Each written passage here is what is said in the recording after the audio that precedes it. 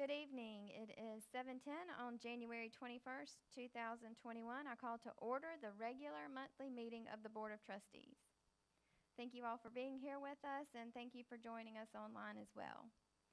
First on our agenda is the invocation and pledge of allegiance. I'll turn it over to Ms. Branham. Thank you, Madam Chairman. Please bow your heads. Dear gracious Lord, thank you for bringing our staff and our students and all of us safely back to school from the holidays. Please bless our district, our state, and our nation. Pour out your blessings upon us this evening and bless our hearts as we make the best decisions for our students and our staff. In Jesus' name we pray. Amen. Will everyone please stand and join me in the pledge? I pledge allegiance to the flag of the United States of America and to the republic for which it stands, one nation, under God, indivisible, with liberty and justice for all. Thank you, Madam Chairman. Thank you.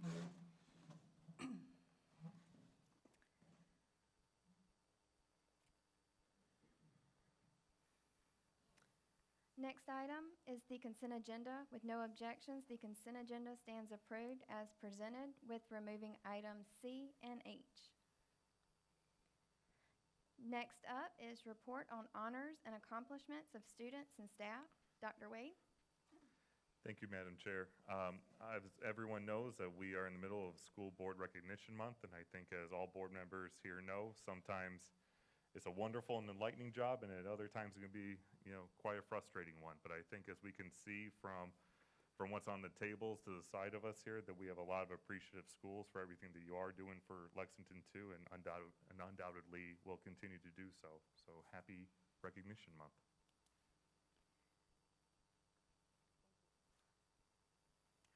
All right. Thank you, Dr. Wade. And yes, thank you. We have already started receiving some messages and can't wait to see all the notes from our kiddos. So we're super excited about that. And I know I can speak for the entire board by saying that, it's just an honor to serve this community. So, all right. So one of the items we have tonight is signing of the ethical principles poster. So I'm going to go ahead and read that. It reads, as members of the board, as members of the board of Lexington County School District 2, we pledge efforts to improve public education in our community and will solemnly try to represent the interest of the entire district when making decisions and to rely on available facts and on our judgment rather than on individuals or special interest groups. Understand the proper role of the board to set policies governing the district and to hire the chief administrative officer to carry out these policies. Encourage an open exchange of ideas by all board members during the decision-making process. Seek regular communications between the board and students, staff, and all segments of the community. Attend all board meetings to study issues facing the board and to enact policies and official actions only after full discussion of such meetings. Work with other board members in conscientious and courteous manner befitting the public trust placed in the position of school board trustee. Communicate concerns and public reaction to board policy and school programs to the superintendent and other board members in a professional manner.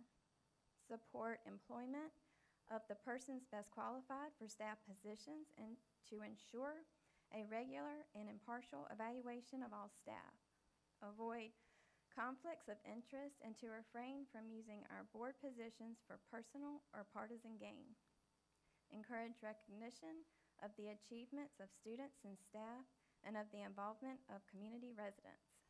Support legislation and funding which will improve the education opportunities and environment for students and staff.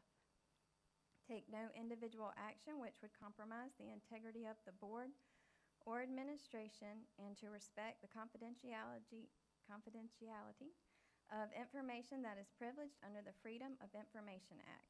Study current educational issues and to participate in training programs such as those offered through South Carolina School Boards Association and National School Boards Association, and make our district's educational setting the best possible to encourage all students to achieve and to love learning. So I will go ahead and sign that and then pass this around.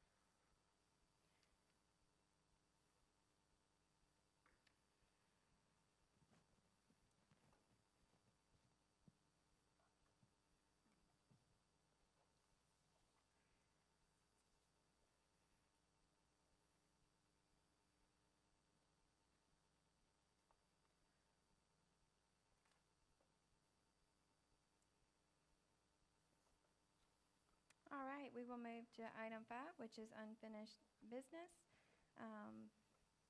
And we don't have any, so we will move to new business. First item for new business is item A, consideration of change of date for regular monthly meetings of the Board of Trustees for February and April 2021. Dr. Wade. Thank you, Madam Chair. The February 18th regular board meeting is scheduled during the timeframe of the South Carolina School Board Association Annual Convention, and our April 15th meeting is scheduled the week after spring break.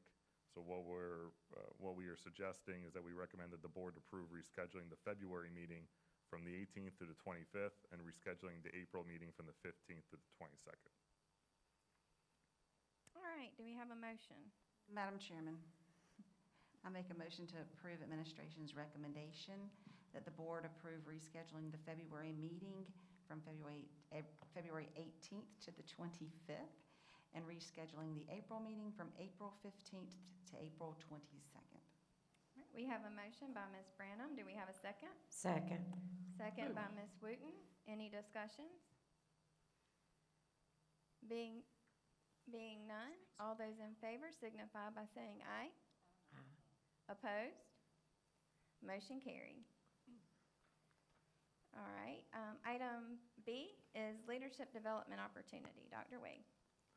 So part of our title funds that the district receives also looks at us at being able to continue to provide professional development opportunities for, enhancing our leadership abilities. And we have an opportunity here that's being presented by Trigo Ed, which would be of great assistance as we move forward in our initiatives, whether it's at the building level or even district-wide. While we are taking steps to have more time available where our building and district leadership are able to meet and collaboratively problem solve, having this additional opportunity allows administrators to, let's say, make evidence-based decision-making skills and objectively approach a situation, whether it's from a 30,000-foot view or down to something impacting your hallways, that you are able to kind of come up with a plan where you assess the risk and kind of be able to present a plan either to staff, your parents, or even the district office or the board, where we can go through and say that we have been able to identify all the potential variables as well as benefits of any actions that we decide to take as we're able to kind of move forward.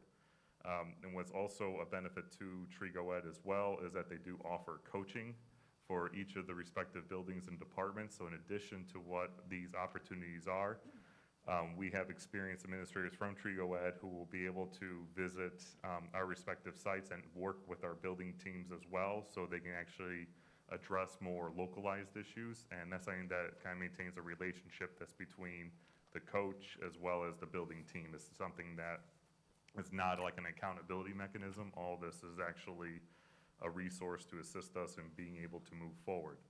I will mention for the board's identification, I have used Trigo Ed before in my previous district, and I will say the only regret I have is I didn't do it earlier.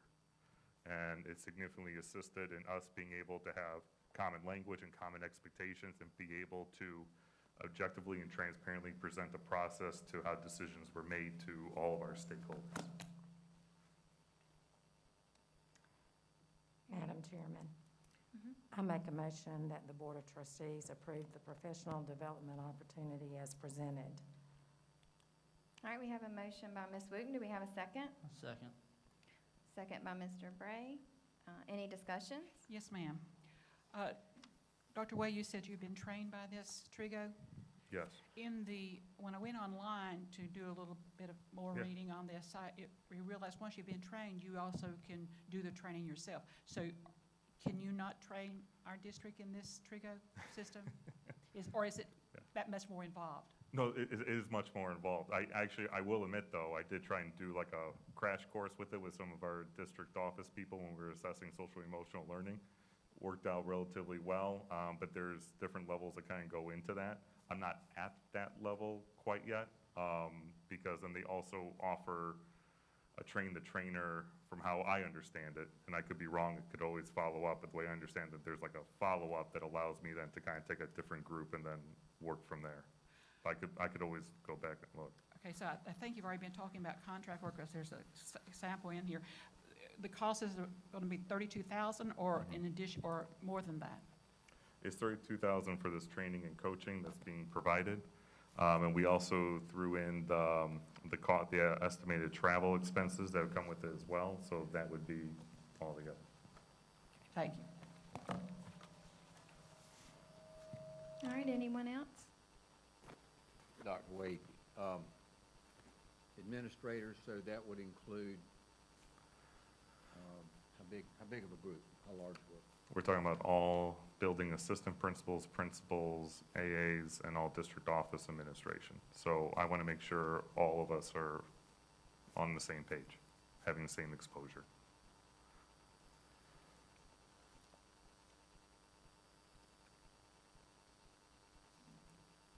All right, very good. If there are no further discussion, all those in favor signify by saying aye. Opposed? Motion carried. All right, per the earlier announcement, item C has been removed for tonight.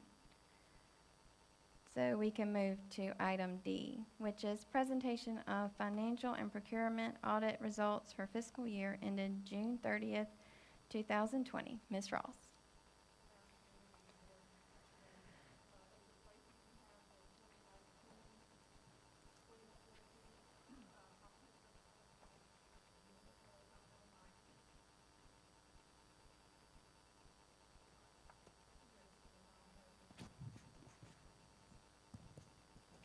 Can you hear me? At your places, you have the 2019-2020 Comprehensive Annual Financial Report along with the Procurement Report and the Support Organizations Report.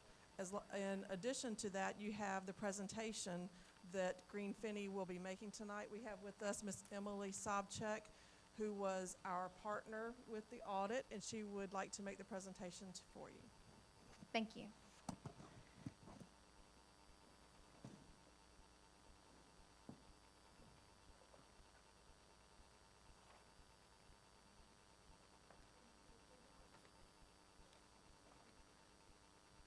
I'm not sure if that mic is working.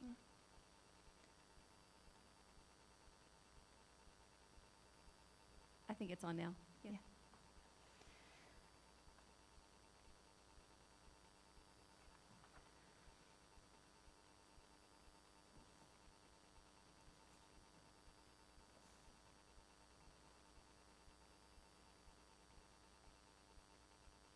All right.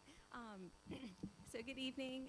Again, my name is Emily Sobchak. I'm an audit partner with Green Finney, and I oversaw the financial statement audit for the district for the year ended June 30th, 2020.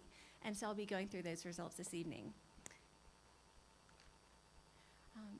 So before we get into the actual numbers and disclosures, we do like to remind you that when it comes to that big financial report, the responsibility for the numbers and disclosures and information provided in that report does lie with the district. And so in order to be providing accurate and reliable financial information, both for audit reporting purposes at year end, but also throughout the year so that you're making well-informed decisions on behalf of the district, it's important that you have good policies and procedures in place, good internal controls to ensure that the financial information is complete, accurate, and reliable.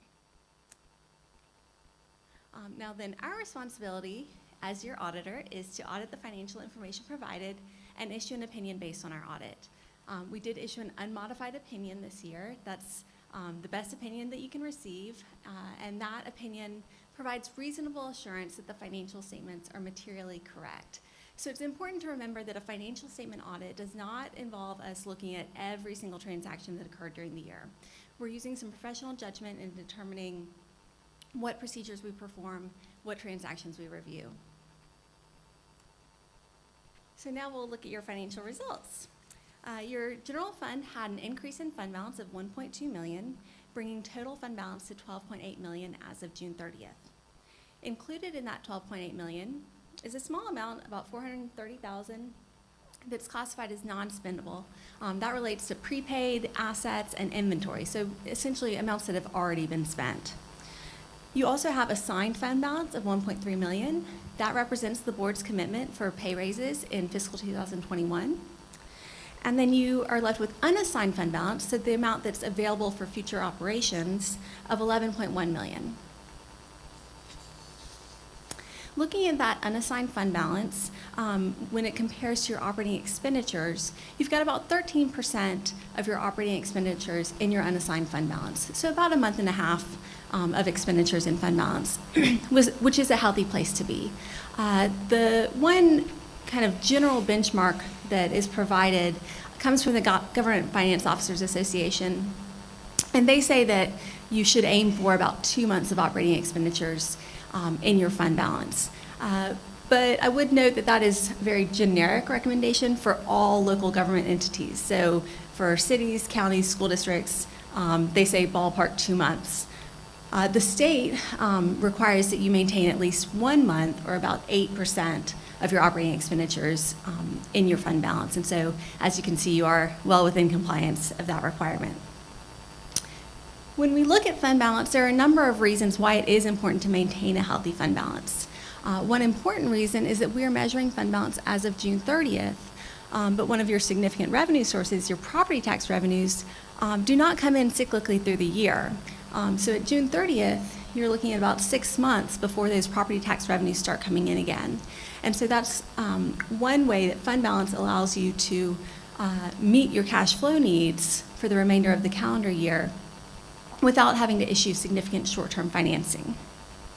Having fund balance available also, of course, gives you some flexibility in making discretionary decisions for the district. So, for example, being able to offer that pay increase for fiscal 2021, if you did not have a healthy fund balance available, then you would not be able to make those kinds of decisions. So let's take a look at how you got to that increase in fund balance. You had revenues of $84.2 million. That was a 5% increase from 2019 and 3% better than what you had budgeted. Those increases were primarily in your state revenues, increase in state revenues of about $3.1 million. And that's due to several factors, some of it due to changes in the state funding formula, increases in base student costs, and changes in your enrollment. Looking at your general fund expenditures, you had $83.2 million during the year. That was a $4.5 million or 6% increase from the prior year. but still 1% less than what you had budgeted. And that increase from the prior year is primarily, as you would expect, related to personnel costs. So due to increases in salaries as well as increases in fringe benefit rates. Now, when we take all of your funds and combine them to look at the district as a whole, you're looking at total revenues of $129.2 million and total expenditures of $138.3 million. And you may see that gap and think, whoa, what's going on? Why are we spending so much more than we're bringing in? But that is to be expected because remember, you've issued bonds in prior years for projects that are continuing on through fiscal 20. And so you were spending down those bond proceeds, which causes that variance between your revenues and your expenditures. Now, when we look at your fund level reporting, we're focused on current assets and liabilities. But we also report what we call the government-wide financial statements that are reported on a full accrual basis, which means that they, in addition to current assets and liabilities, report long-term assets and long-term obligations. One of those long-term obligations that we have been reporting for several years now is your net pension liability. And as you'll recall, this is related to your participation in the state retirement system. So the net pension liability reported at June 30th is about $112 million. So it's a big number. But when we look at that liability, it's important to keep in mind that it simply represents your allocated piece of the total unfunded actuarial liability of the state retirement system. So that's not a liability that you have any control over, and it's not a liability that you're expected to write a check to pay off one day. What you're expected to do and what you're required to do is to continue to pay the employer contributions at the rates mandated by the state. And so what is important to focus on is not that $112 million, but is on the contribution rates. Those mandated rates have been increasing for many years now, and they are scheduled to continue to increase until you reach a rate of 18.5%. Now, they did allow you to hold that rate steady for fiscal 2021, and so that rate is held at 15.5%. But like I said, that rate is scheduled to increase to 18.5% over the next several years, and we do expect those rate increases to continue in fiscal 2022.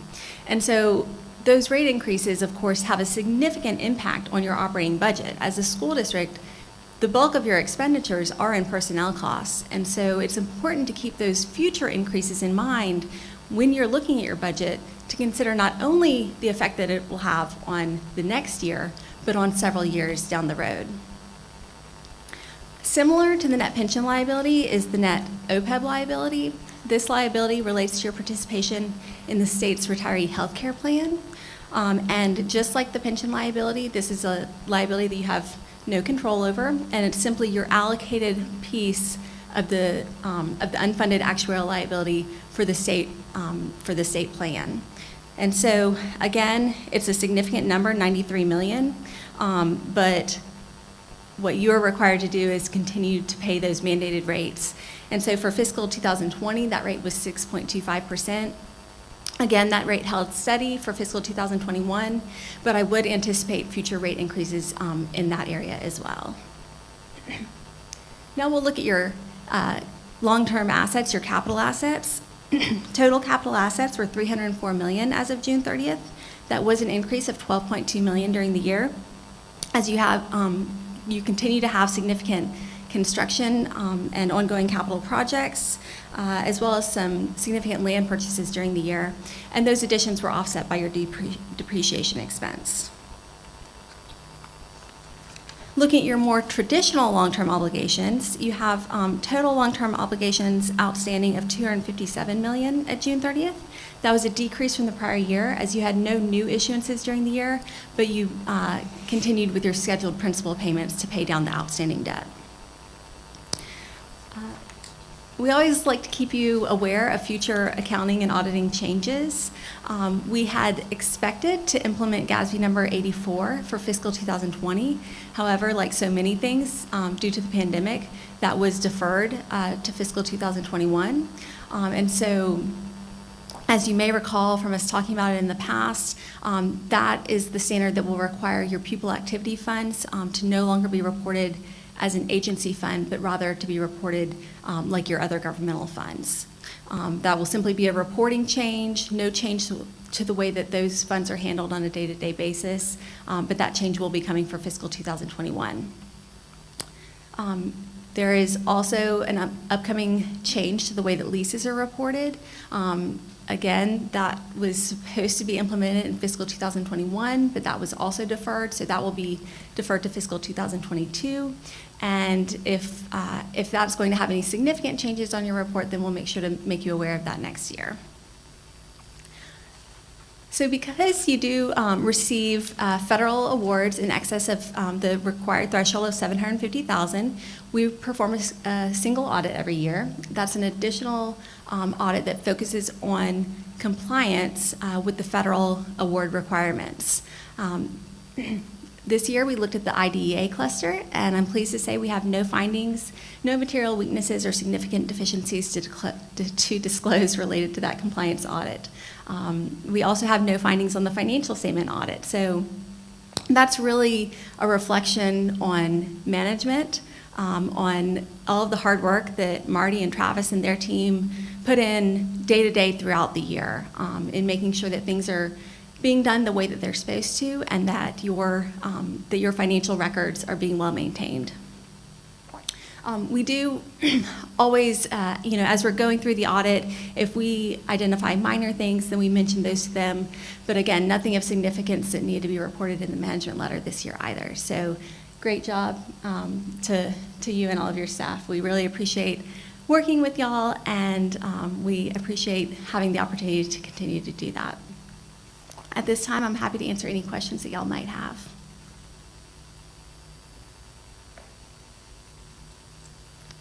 All right, well, thank y'all so much for your time.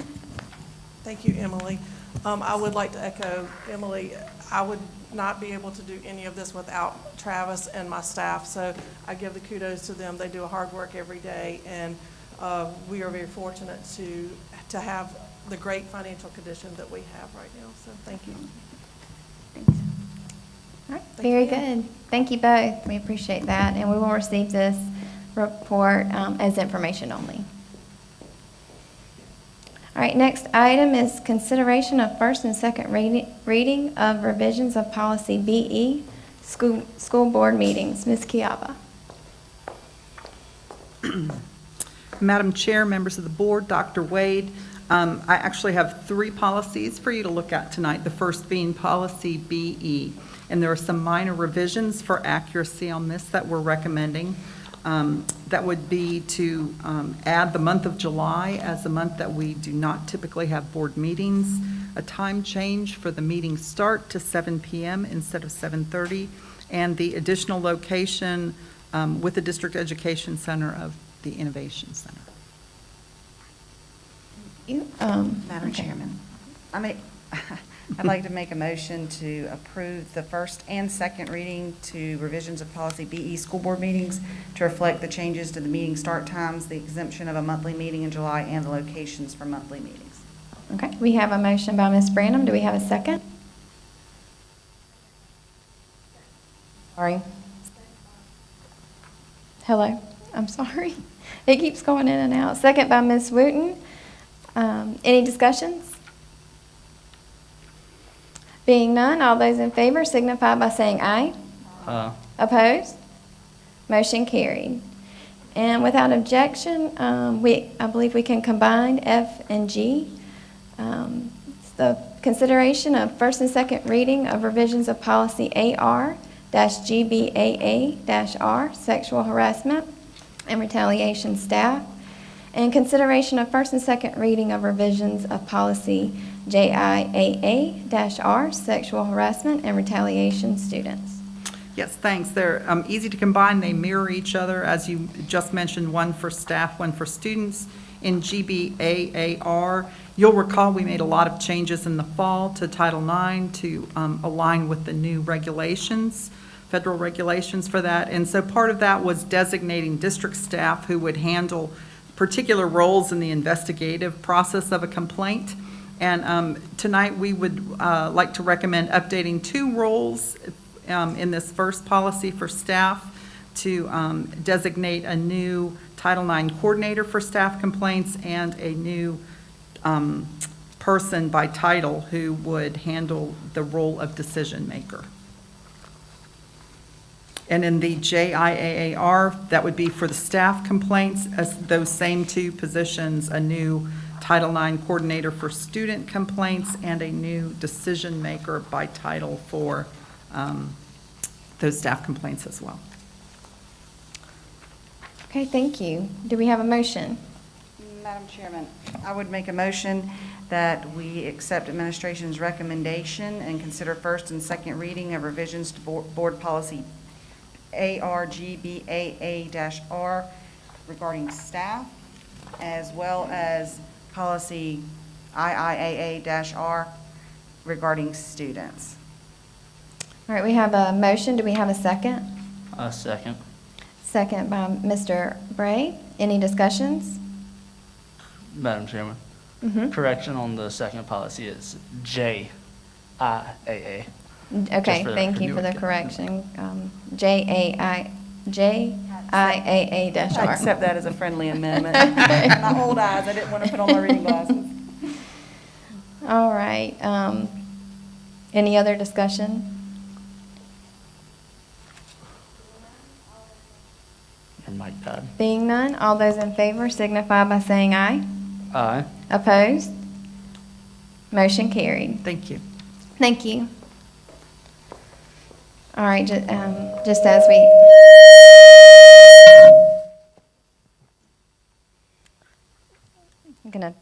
Can y'all hear me? Okay. Just like with item C, item H has been removed, so we will continue to item I.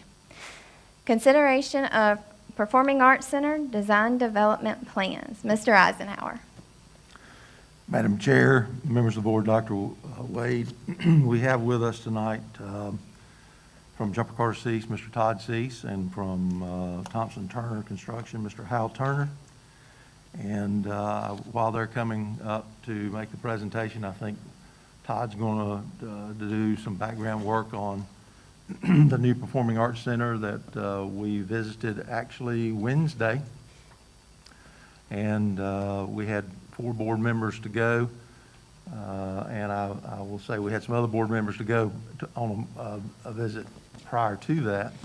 And I think that everyone who has seen this facility has been impressed. And to think about the fact that you're going to get this in your district and in this community, I think is going to be something that's totally going to set this district apart and this community apart.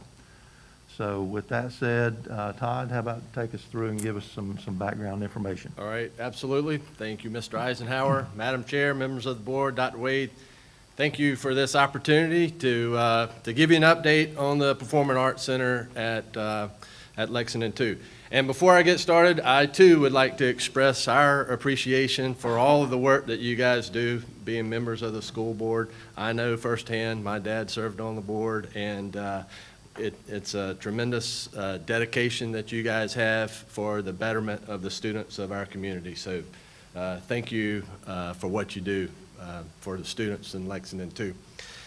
This is an extremely exciting time, and as Don said, visiting the facility in Evans, Georgia, you can help and you come to realize what will be here in Lexington 2. So with that, we'd like to just kind of give you a refresher of where we are to date with the design. And again, just to orient you, 12th Street Extension runs up and down the right-hand side of the drawing. Saxagatha Road is here, and I-77 is just off of the drawing. So this facility will be incredibly visible within the community, centrally located in the state of South Carolina, and I think just a real showcase and showpiece for this district.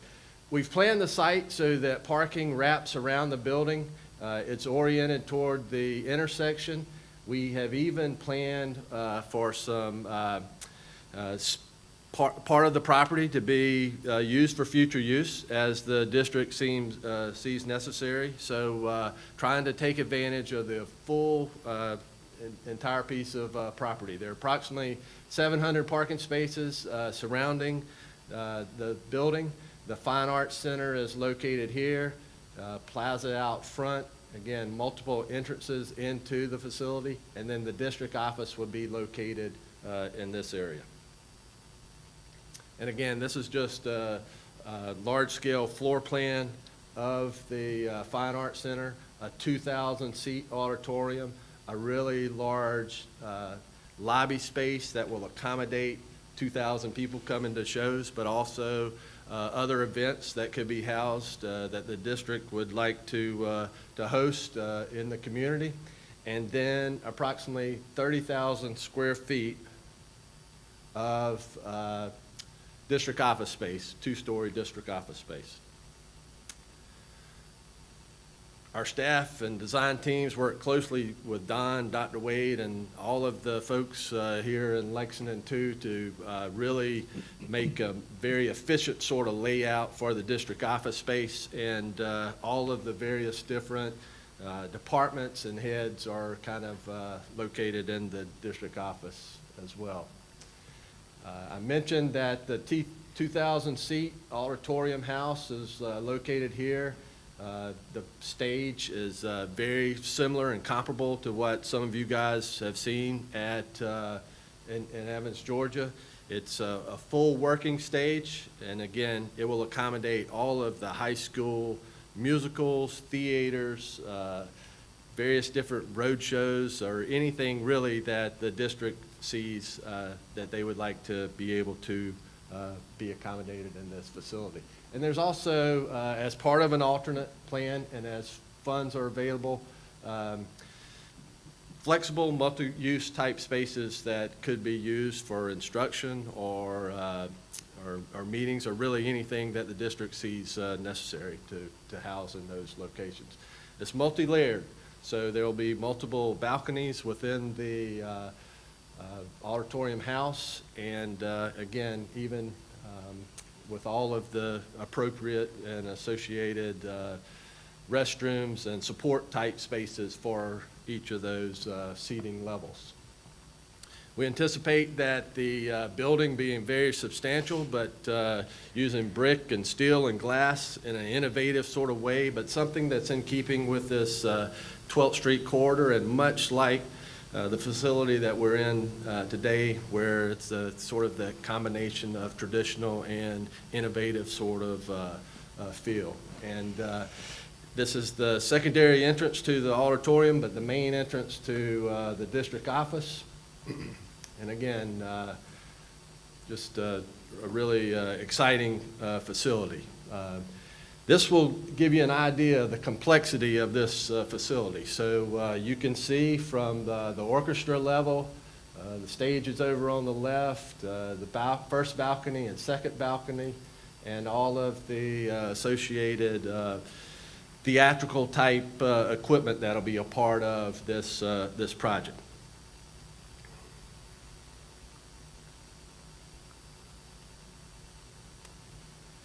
So Bernie, do we have the fly-through?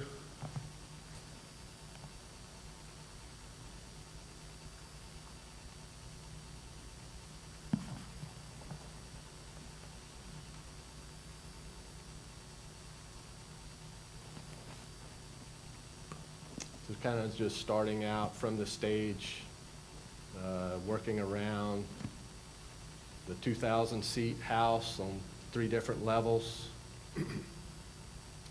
A large lobby type space, and we did have some conversations about the size of that lobby. So the space that you guys visited in Evans, our lobby space is about a little over 2 times as large as that. So again, it's ample space, but you really need that to accommodate 2,000 visitors at a time. So again, We're extremely excited about this project and where we are to date.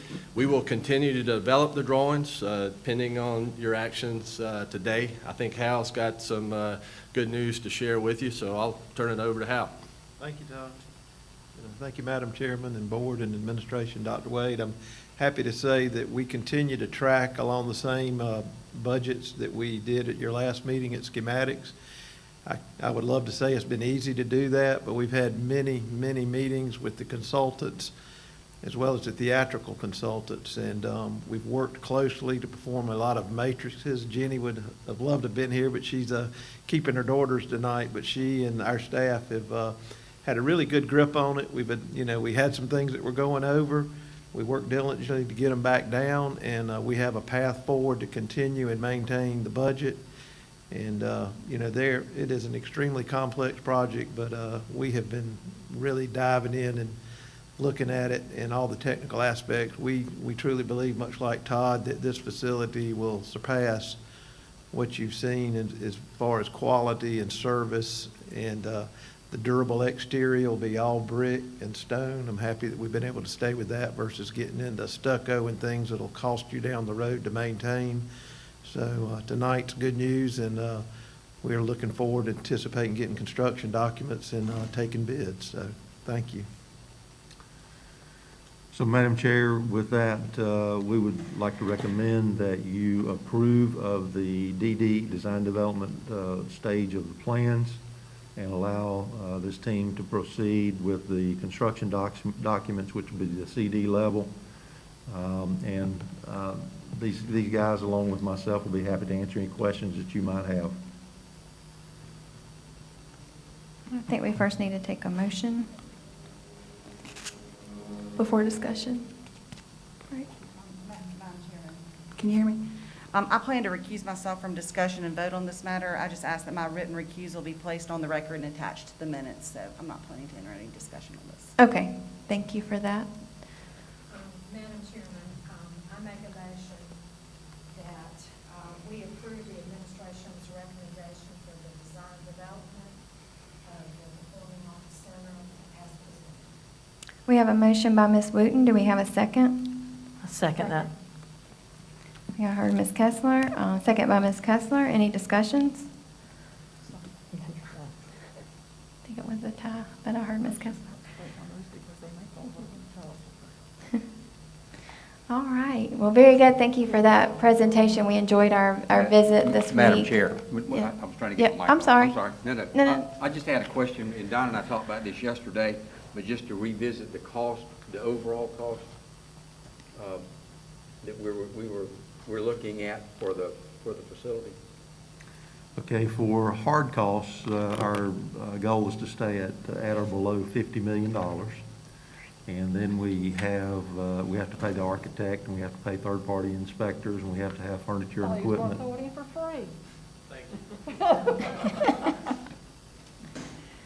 So, overall, we're looking at probably somewhere in the neighborhood of about $57 million if you include everything. And, we have a little more allotted for it, as you know, but that's our goal, is to get there. And with the difficult times that we've had with COVID and some of the funding, we just feel like we need to try to stay around that $57 million mark if we can. Thank you. And I just wanted to ask about the multifunction, multipurpose rooms. How many are currently in that plan?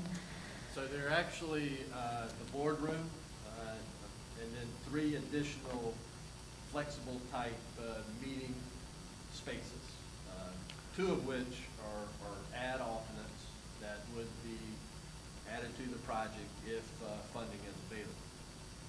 Okay.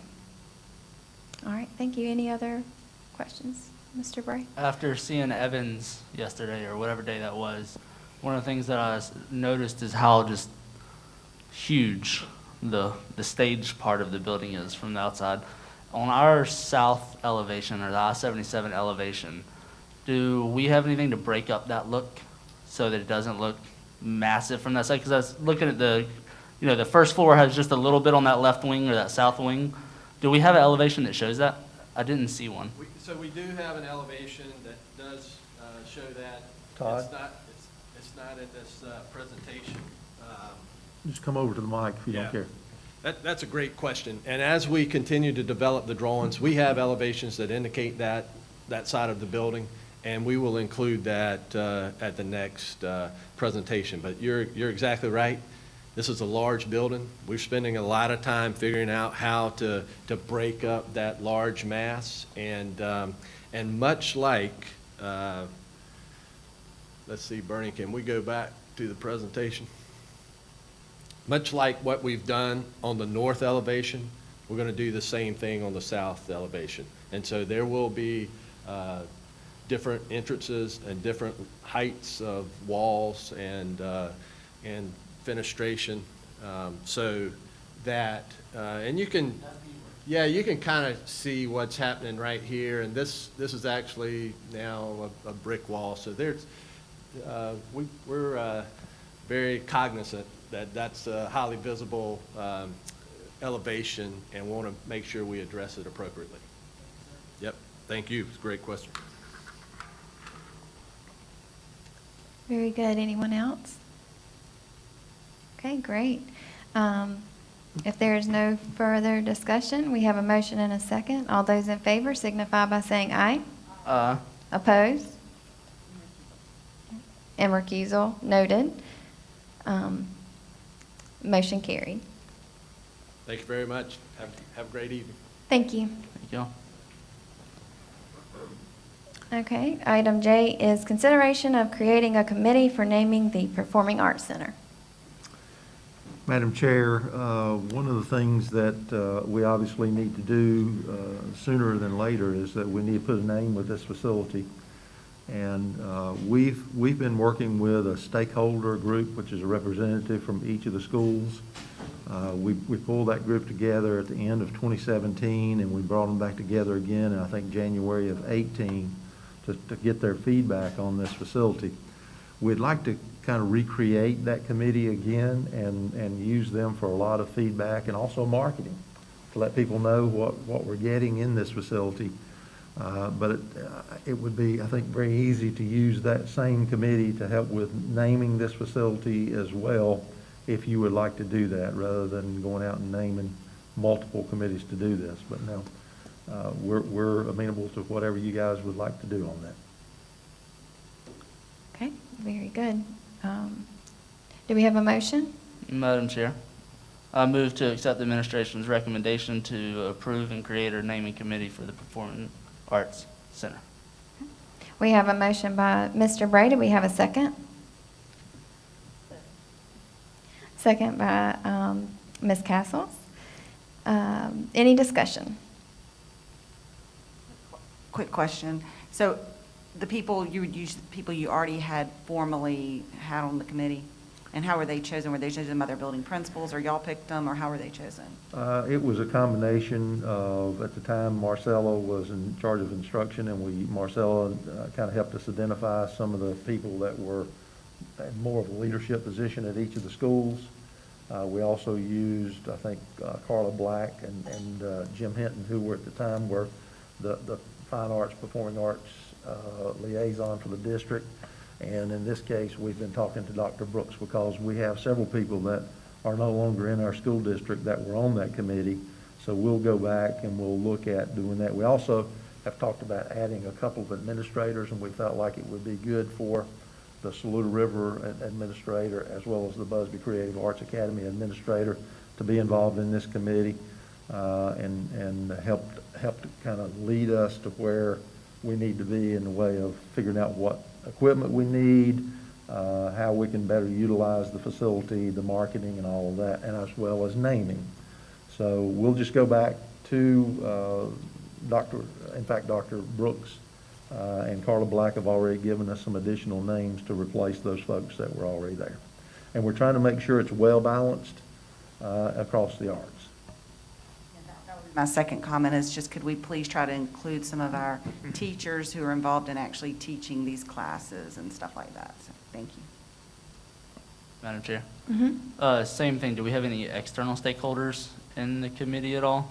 The one that comes to my mind is obviously being in Casey Museum, Leo Redmond there, that, bringing in the historical side, especially as historical as this area is. We, at this present time, we did not have any on the last committee that we had, but we can do that if that's the will of the board.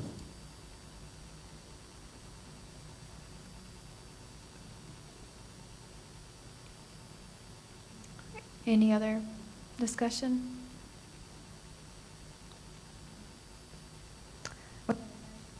We have a motion and a second. All those in favor signify by saying aye. Opposed? Motion carried. All right. Next item is consideration of groundbreaking ceremony for the Performing Arts Center. Madam Chair, I obviously blew this one because I missed the administrative meeting where that we talked about changing the date for the board meeting. So, and also, after giving this thought, I don't know if you want to do a groundbreaking before the meeting where you really haven't even approved the early site package yet, because that will be the meeting where we would approve the early site package. But at this point in time, I think we're open to consideration for any time you want to do it, but we would like to do it shortly after the board meeting in April, if not at the same time as the board meeting, so. Okay. Madam Chairman, I can make a Mhm. motion that we authorize Mr. Eisenhower and Dr. Wade to come up with a time and a plan for a groundbreaking ceremony and just inform the board of that. And just authorize them to plan that.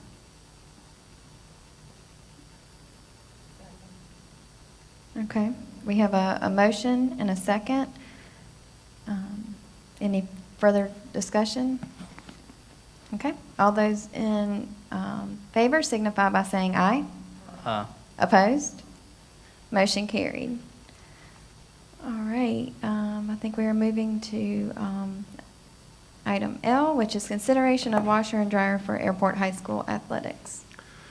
Madam Chair, we have a broken washer in the Eagles Nest at Airport High School, and we've gone out and gotten prices to replace those, and we'd like to award the contract or purchase it from Belco Athletic Laundry Equipment Company for $14,124. Okay, do we have a motion? Madam Chairman, I make a motion that we accept administration's recommendation to approve the purchase of the machines as presented and award the contract to the company and the amount as presented by Mr. Eisenhower. Can you say that? I didn't catch it. Ms. Kessler, I'll take that friendly amendment. So Velco, $14,127. All right, we have a motion. Do we have a second? 124. Second by Ms. Wooten. Any discussion? Being none, all those in favor signify by saying aye. Opposed? Motion carried. All right, item M, consideration of a new forklift for maintenance. Madam Chair, we had in our 2021 CPIF budget the request to purchase a new forklift for our maintenance department. And we've gone out now and we've gotten pricing, and we'd like to award that purchase contract to Carolina Industrial Trucks in the amount of $27,801. $27,801. Do we have a motion? Madam Chair, I move to accept the administration's recommendation to approve the purchase of the new forklift for the maintenance at $27,801. Okay, we have a motion by Mr. Bray. Do we have a second? Second by Ms. Wooten. Any discussions? Being none, all those in favor signify by saying aye. Opposed? Motion carried. Very good. Thank you, Mr. Eisenhower. All right, item N is consideration of Lexington 2 Innovation Center courses. Dr. Brooks. Madam Chair, members of the board, Dr. Wade, I guess about a month ago, I had Ms. Coleman and Mr. Atkins reach out to me about applying for a CTE innovative course, that is Career and Technology Education Innovation course. As part of that with the State Department, there's a checklist that you have to do to submit. I included that in your packet just to remind you. That is due to the State Department by January 29th, so we are on track to get that turned in, provided y'all approve this evening. The Innovation Center folks have also been working on the needs assessment, talking to local employers, students to make sure there is interest. The advisory committee, all those pieces are in the process of taking place as well. I provided for you the syllabus for you to review the two courses. One of them is structural fitting and fastening. That is an add-on to our welding program. It really is a fourth. After they complete their fourth level, it gives them one more class. We're doing this in large part because of the scheduling issues that we've had over the last 2 years. We have some juniors this year who are finishing their fourth level, and they want to continue, so this gives them an opportunity to be able to do that. We have Mr. Thompson here tonight who can answer any of your specific questions you might have about that class. The other class that we would like to get your approval on is Backpack Media Productions. This is a second level course to our digital multimedia. As you can see with all of the technology that's happening tonight, that is basically the material that we're talking about, being able to do a lot of the multimedia stuff. Ms. Reamer, who is the teacher of that class, is here tonight also, as well as Ms. Coleman and Mr. Atkins as well, and they're happy to answer any questions that you might have in regard to any specifics with those two classes. So I'd like to get approval to move forward with those applications. Okay, thank you. Do we have a motion? Madam Chairman, I make a motion that we approve the administration's recommendation for approval of the structural fitting and fastening and backpack media production courses to move forward with the application for approval of these two CTE innovative courses from the South Carolina Department of Education. We have a motion by Ms. Wooten. Do we have a second? Second. Second by Mr. Bray. Any discussions? Madam Chairman. First of all, I'm really proud of the welding program we have. I know that we see a lot of things that the welding students have designed that are used as decorations, but I know that you're also teaching functional stuff, so I'm really excited to see that program expand. And of course, Ms. Reamer, I don't know if the people at home watching know, but we do have Ms. Reamer who is helping us broadcast, but she has her students who really are helping her with that. We have Chloe Sturkey here tonight. I'd like to give her a shout out and recognition. Just really appreciate both of them and other students who have helped as well for taking their time to spend the evening with us and help us get this broadcast to the public. So I'm very much in favor of both of these and looking forward to seeing more new and exciting things out of our Innovation Center. Thank you. Madam Chair, Dr. Brooks, God, I'm loud, or whomever, if there's not this fourth class for the welding, the structure and fitting class, how I presume that negatively affects the students. Is there any information you can give on that? Ms. Coleman, you want to talk about that? I mean, one of the biggest things is they would be finished with welding, and so there wouldn't be an additional course that they could take. But That's true. That's the biggest issue, is if they finish as juniors, we lose them their senior year, which is when they have most of the opportunities for work-based learning. And so we lose that opportunity if they finish as juniors. And it doesn't happen all the time, but there are pockets in the different years based on scheduling and different issues that we do have it necessarily early. But this just gives us that avenue to keep them their senior year. thank you. Mr. Summers, you good? Okay. Anyone else? Madam Chair, the only other question, is there any FTE additions here, or is this something? No, Perfect. it's not.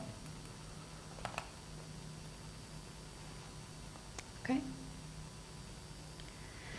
Very good. If there's no further discussion, we have a motion and a second. All those in favor signify by saying aye. Opposed? Motion carried. Okay, item O is consideration of first and second reading, let me back up. Consideration of first reading of the 2021-22 and 2022-23 calendar proposals. Dr. Brooks. So this is a collaborative effort with Mr. Hinton and myself, and he might not want to to claim that or not, because as he has pointed out to me, this is one of the areas that's a no-win. Sort of like the whole COVID, I guess I've gotten plenty of experience with COVID. You can't win for losing with that, and calendar is hard to make everybody happy with that. Tonight, in your packet, we gave you two different calendar options for this coming school year, 21-22. We're also asking you to approve 2 years out, so that would be 22-23 as well. That really gives us an option.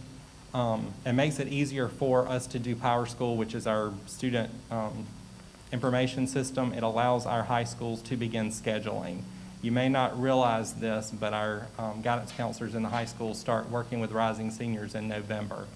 And so we have to start putting dates into Power School in order for them to put in course requests and those kind of things. We did this a few years ago, and of course, with different weather situations and stuff, we moved away from it, but we would like to try and get approval for 2 calendars if you're okay with that at this time.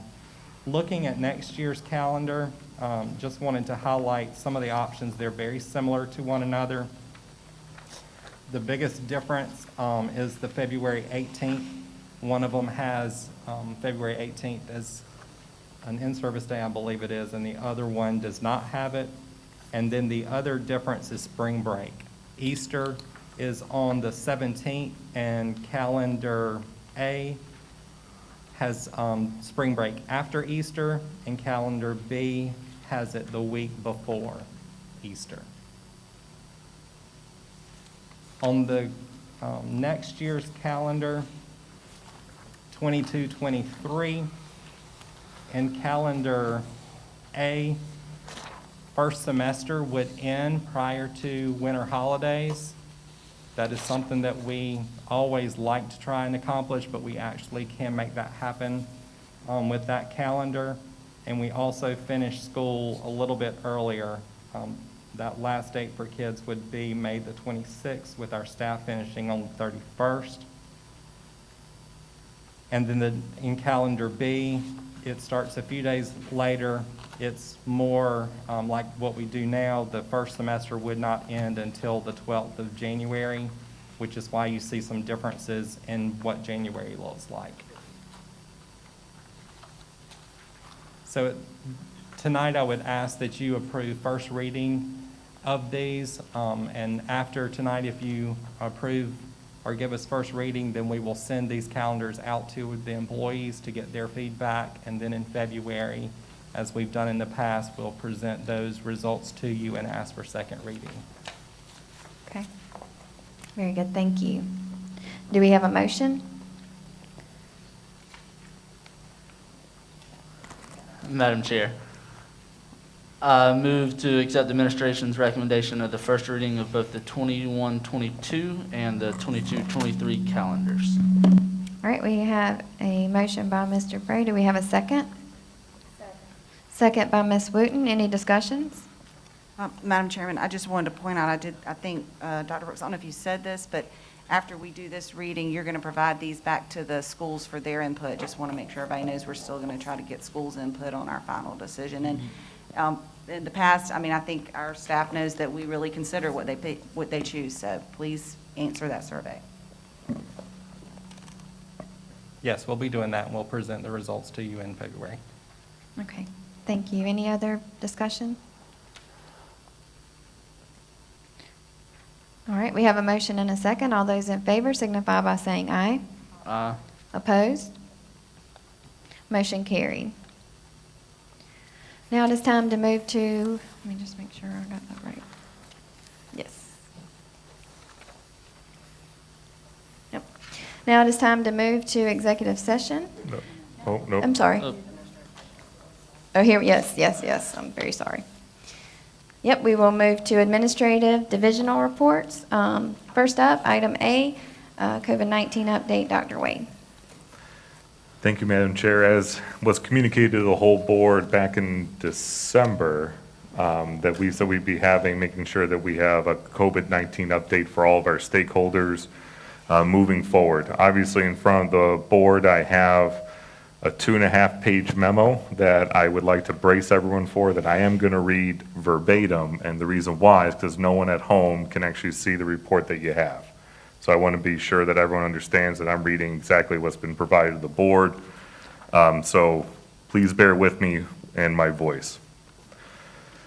Lexington 2 started the 2021 calendar year off with a 2-week period of remote learning, with the district taking an opportunity to reestablish expectations for students, staff, and parents. This has resulted as a whole in improved attendance and student engagement. However, we are aware there are still lingering issues or concerns, i.e. connectivity, capacity for technology, differentiating attendance, engagement, etc., affecting the learning experience, and we will continue to reflect and work towards addressing these. Some of these solutions will come from audits, professional development committees, and more than likely board policies. And we will continue to work at solidifying a consistently attended and engaging learning experience for our students. It is believed to be even more important this occurs because it should be assumed that the 2021-22 school year may not be significantly different than what school districts had to face in 2021, even with the vaccine being rolled out. With the vaccine, South Carolina is concluding Phase 1A and preparing for Phase 1B. It should be noted that while many see the end of Phase 1A as the immediate beginning of Phase 1B, the original timeline is late winter, early spring, and the timeline is fluid due to supply.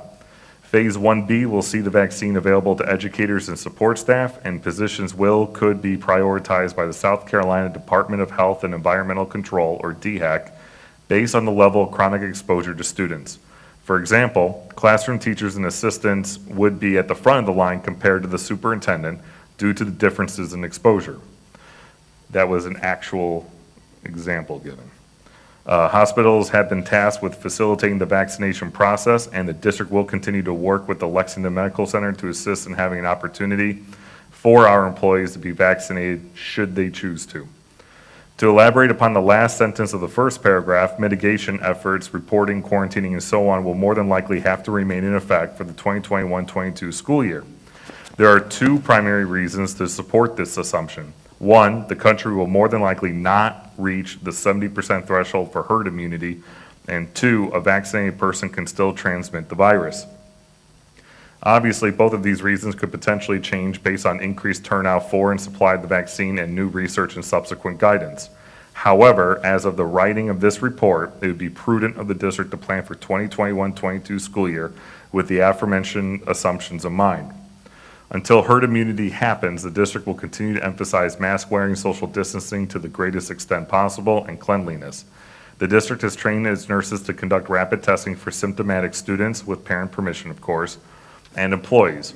Resources to conduct rapid testing are limited, which prevents the district from enacting any larger scale of testing for, at the very least, its employees. The district office is currently working on offering additional drive-through testing sites for symptomatic employees with Nephron, and we hope to have additional information soon, which I do. As the board is aware, the district amended its internal metric to move schools to remote learning. The district will temporarily move a school building to remote learning when 5% of the student population is a positive case. Quarantine numbers are no longer a part of the metric in determining school closures. A school can be moved to remote learning prior to reaching the 5% threshold if, for example, the school sees a significant increase in positive cases within a short time, or there is a concern with staffing. It should also be stressed that when a school has been moved to remote learning, the school will be closed. There will be no extracurricular activities, events, athletics, practices, games, and so on until in-person learning resumes in order to best assist in mitigation efforts. The district also launched before the winter break Lex 2.0 in an effort to consolidate all pertinent information related to the pandemic and learning and operations in Lexington 2. We will continue to update this and have only received compliments about this effort and continue to look for feedback on what else we can do to build from it. The Board of Trustees held an emergency meeting on January 4th to provide continued assistance to our employees with COVID-19 related leave. The Families First Coronavirus Relief Act leave expired on December 31st, 2020, and the district office and board responded quickly to address the issues this lapse created. The board approved full coverage of pay and benefits for the first 10 days of COVID-19 related leave and 2/3 for an additional 10 days, with staff using leave time for full pay and benefits. COVID-19 related leave includes those who have tested positive, are quarantined, or have to care for a family member who is either positive or quarantined. The district has been informed it will be receiving $10.2 million from the Elementary and Secondary School Emergency Relief 2 Fund passed by the United States Congress in December of 2020. It has been emphasized by the South Carolina Department of Education that the money being received by school districts is a significant amount with the intent to return students to face-to-face instruction for the 2021-22 school year. While this money can be used to bolster virtual opportunities for students, the emphasis to primarily invest to assist in the return to face-to-face has been made. And in the coming weeks and months, the district will be reviewing its remote learning and drafting subsequent plans to address areas of need. The district office will be presenting a proposal to the board about extending the virtual academy beyond the 2021 school year, and the budget process for fiscal year 22 will be taken into account the unknown known impact of COVID-19. While it's easy to isolate COVID-19 into a singular topic affecting public education, it cannot be stressed enough how it has and will continue to highlight areas for growth, impair learning and operations, negatively impact finances and resources, and challenge our emotional state, our community, and sense of belief. And as a district, it is important to celebrate what we can, when we can, communicate objectively and often, and work together for not just now, but for the future of Lexington too. And I do have a few additional items that happened after I wrote this wonderful memo that everyone got to listen to. Which is with Nephron, we have signed an agreement where we know it's been a challenge for a lot of our employees who maybe are quarantined and need to get need to actually have a test done. Sometimes it's hard to get scheduled and the availability and all of those wonderful variables. And with Nephron, they offer at no cost of the district a drive-through site that will be available before and after school. Right now, we're tentatively considering having it at George I. Pear because right now, it has very limited use but easy access. We hope to have more information to give to our staff about that should they choose to use that. And it is only meant for, per Nephron, symptomatic employees, and we will develop a process to encourage to refer our employees to there. I mentioned about technology. We are still engaging in trying to procure an audit. The way that we are looking to have this audit completed, it's really systematic. I'm not looking just to tell me how the bandwidth is. I want someone really almost getting dirty and breathing in something as they kind of go through the walls and really telling us not only where our current abilities are, but being able to objectively tell me how to get to where I would like to be and what's the best path to do so. And we can have that be merged or as well as part of our 2030 plan as we continue to move forward. So it is difficult to find companies that are able to provide systemic audits as opposed to fulfilling a specific niche. But we do have additional leads to assist with us, but that is very much a top priority in order to move forward in general. School enrollment, I did have Mr. Hinton provide updated numbers. We do have the packet available because I know our enrollment is a concern, especially what the impact has been as all school districts have been, especially at the beginning of the year, navigating what would be the appropriate return to school. Mr. Hinton, if you're okay with it, would you like to walk the board briefly through, especially probably the grand total?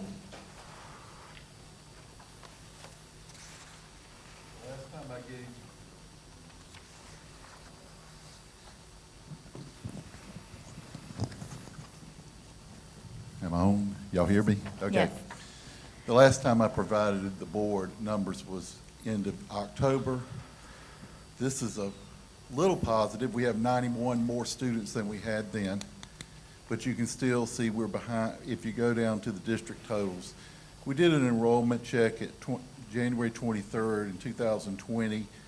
We were at 8668, and that 8600 is the number we try to hit every year. That's what our budget is based on, that many students.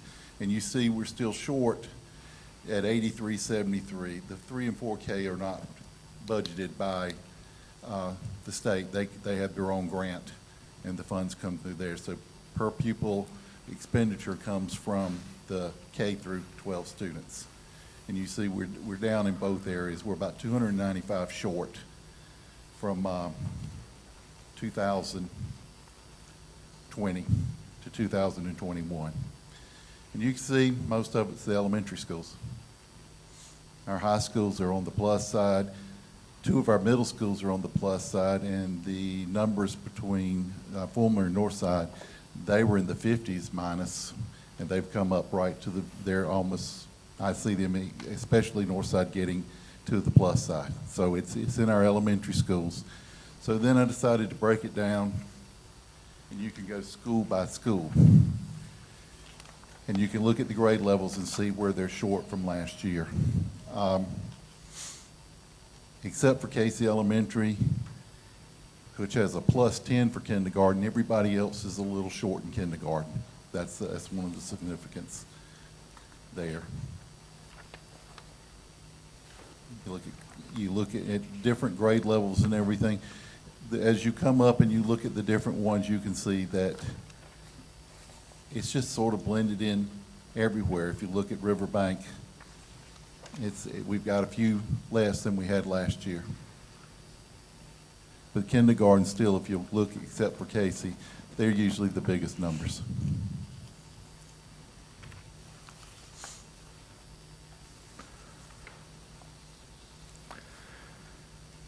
And one of the things I know we're going to continue to work on is try and identify where a lot of these students have gone. Even going back into the fall, Dr. James, definitely made it a priority of all of our buildings to be contacting and reaching out to all the students that either weren't attending or they were no longer on our rolls to really kind of ascertain where they're currently at. So that's something we'll continue to look at to kind of provide a better idea to the board about where almost 300 students went. And it's easy to say they went to one location or two, and we're finding out that's not the case. So we're going to take a little bit more time to be able to have more of that conversation with the board. Another piece I wanted to share with the board is, I know remote learning. I know that's going to be a topic at our workshop coming up. And there's definitely a lot of interesting components that kind of go into that. And I think that's something that not only I'm sure we'll have a constructive conversation about. We are starting to have that with our building administrators and even feedback from staff. And we have a lot of those consistencies where there has been improved attendance. Engagement has improved, but obviously there's room for growth. But we know that there are some of the common elements, and many of the board members have shared that about, let's say, where the children are located when they log into school, like they might be in the drive-through somewhere, or not at home, or perhaps they're not wearing attire that one may be appreciative of, and those are all things we can look at in their behavioral, but it's definitely a long conversation, as I mentioned, about we really need to start communicating to everyone about the expectation that August of this year may very well not be fundamentally different than what we've been experiencing this year. And obviously we have plenty of other topics to be discussing about keeping the virtual academy and a number of other elements, but I just wanted to make sure I provided as comprehensive a report to the board and kind of show that we're going to have quite a number of topics as we finish out even this year. Okay.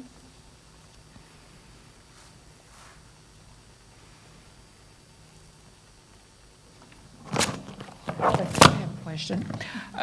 Dr. Wade, getting back to your letter that you had written, when these schools are, and we've had this to happen, so hopefully it won't happen in the future, but we can sort of think it might happen.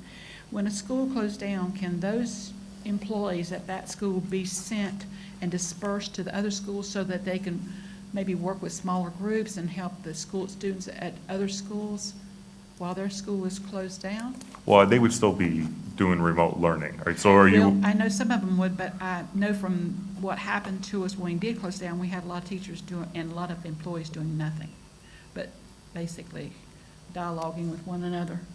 And really were bored because there was nothing for them to do. Was this, may I ask, was this recent 2 weeks that you're speaking of, or prior? Prior. That's why we did the revamped expectations, to be consistent. Okay. Thank you. We definitely got a lot more feedback. I know what you're saying.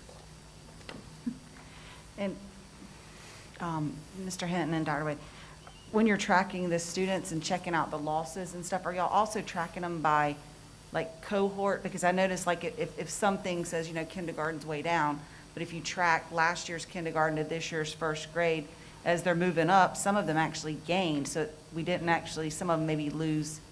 If you're tracking that way, you might not have lost by tracking first grade this year and first grade last year, because maybe there just weren't as many children or whatnot. Yeah, I wish I had said first that over a third of the kids are kindergartners we didn't get this year. And we're looking at some options there. And again, you can actually waive a kindergarten year in South Carolina by signing a waiver. But right now, that's over a third are. And some of the schools, like our middle schools, they lost a big 8th grade and gained a smaller 6th grade, which they would have had a deficit anyway.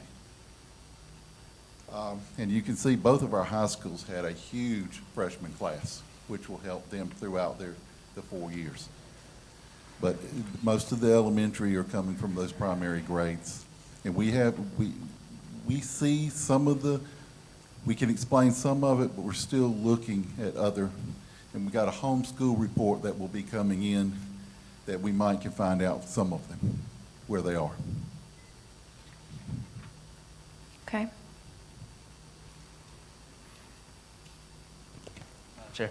Dr. Wade, has there been any more discussion or, I don't know what the word would be, on the plexiglass dividers, a divorce plan form? I do not plan on reducing mitigation efforts. Gotcha. That's all I have. Okay. Anyone else? All right. We can move to item B, instructional update. Dr. Brooks? Madam Chair, members of the board, Dr. Wade, always happy to share information about what's happening in the world of learning. Hopefully, there's a lot of learning going on. I wanted to start out by sharing the current numbers in our virtual academy, because we have in elementary and middle school made the changes based off of the December the 11th deadline to request a change in their model. And so I wanted to start out by showing those numbers to you. The current total that we have in elementary school right now is 850 students. And you can see the breakout of how that is in 5K all the way through grade 5. In middle school, you can see our total in the virtual academy is 661 students. You can see those grade breakouts, 6th, 7th, and 8th grade. High school, this is current, but I have a note there. We have not made the changes based on that December 11th date for high school. We'll make that at the semester change, which is February the 4th, I believe it is. And we'll be growing by 20 students in our high school. So the current number is 2,237 kids we're serving in our virtual program. Also, we had some things we had to do, some unintended consequences, I guess, of our December deadline, some staffing situations that we have that I just wanted to bring to your attention. Because of our decrease in the number of students requesting virtual, it became necessary to move 4 of our virtual teachers back to in-person classrooms. As part of doing that, we had some students that were impacted both in the virtual program as well as in our traditional schools by having to shift some kids around to other teachers to balance those classes both in the virtual setting and traditional. We also were not able to honor all of the requests that we had for students that have special services. This was based off of how we've had to staff our teachers and their maximum caseload numbers. And so where we could, we absolutely did, and where we couldn't, we reached out to them to explain those situations, and I think we're okay with that once we explained what was happening. We also, for second semester in high school, because of the increase in number and because of our number of teachers that we have in high school and trying to balance their numbers, we've had to add some additional sections with some of our traditional teachers. So they'll be picking up a section or adding to a section that they currently have. We're doing both things. But anatomy is one of those classes, Prob and Stat is one of those classes, and then Pre-Calc is another. And I also just want to push out that, or let you know that we're pushing our maximum loads for our high school teachers in the virtual program. Our teachers have classes that range from 60 to 75 students in a class. That's online at one time. That's a lot. And so we're trying to keep that in mind. We don't have a lot of flexibility with that, which is why we've added additional sections for teachers that are in the traditional setting. We know that is not ideal, but we're trying to make sure that we can meet everybody's educational needs as best we can, and also be fair to our staff members.